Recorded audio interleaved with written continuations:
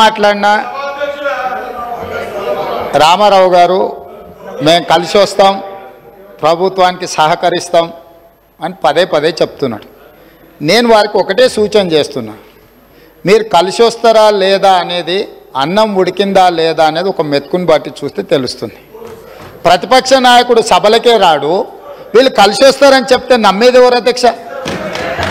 నేను అందుకే వారికి సూచన చేస్తున్నా, వెనకాల ఉండే అక్కలు ఇక్కడ ఉండి చెప్పి ఇక్కడ ముంచి అక్కడికి తేలినరు. ఆ అక్కల మాటలు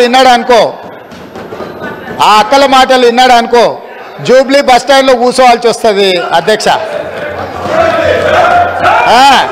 అందుకే అధ్యక్ష,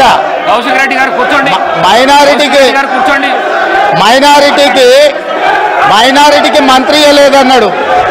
2014 నుంచి 2019 వరకు ఒక్క మహిళకు కూడా మంత్రి పదవి ఇవ్వలేదు అధ్యక్ష. 5 సంవత్సరాలు ఒక్క మహిళకు కూడా మంత్రి పదవి ఇవ్వకుండా ఈ ప్రభుత్వాన్ని, ఆనాడు ప్రభుత్వాన్ని నడిపి ఈ రోజు వచ్చి మైనారిటీలకు ఇవ్వలేదని ముసలి కన్నీరు గారుస్తారు అధ్యక్ష. కాబట్టి దయచేసి అన్ని విషయాలు మాకు తెలుసు, సహకరించేది ఉంటే ప్రతిపక్ష నాయకుడిని వచ్చి సభలో కూర్చోమని చెప్పుంది అధ్యక్ష.